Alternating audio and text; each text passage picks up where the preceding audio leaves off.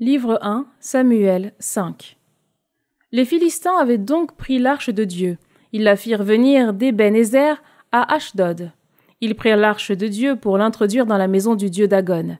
Ils la placèrent à côté de Dagon. Mais lorsque les gens d'Ashdod se levèrent tôt le lendemain, voici que Dagon était tombé face contre terre devant l'arche du Seigneur. Ils prirent Dagon et le remirent à sa place. Ils se levèrent tôt le lendemain matin, et voici que Dagon était tombé face contre terre devant l'arche du Seigneur. La tête de Dagon et les deux paumes de ses mains, coupées, se trouvaient sur le seuil. De Dagon, seul le corps était resté à sa place. Voilà pourquoi, aujourd'hui encore, à Ashdod, les prêtres de Dagon et tous ceux qui entrent dans la maison de Dagon évitent de fouler le seuil.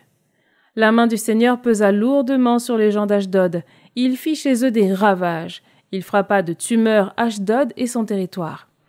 Lorsque les gens d'Ashdod virent ce qu'il en était, ils dirent « Que l'arche du Dieu d'Israël ne reste pas chez nous, car sa main s'est faite dure contre nous et contre Dagon notre Dieu. » Ils invitèrent donc tous les princes des Philistins à se réunir chez eux, et ils dirent « Qu'allons-nous faire de l'arche du Dieu d'Israël » Les princes répondirent « C'est dans la ville de Gath que doit être transférée l'arche. » Et l'on transféra l'arche du Dieu d'Israël.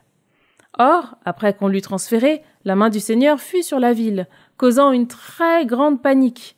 Le Seigneur frappa les gens de la ville, du plus petit au plus grand. Ils eurent des éruptions de tumeurs.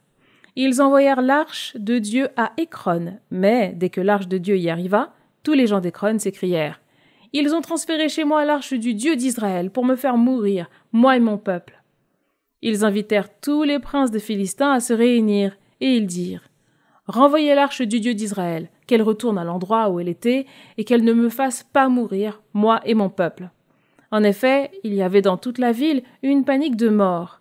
La main de Dieu pesait très lourdement sur elle. Les gens qui ne mouraient pas étaient affligés de tumeurs, et le cri de détresse de la ville monta vers le ciel.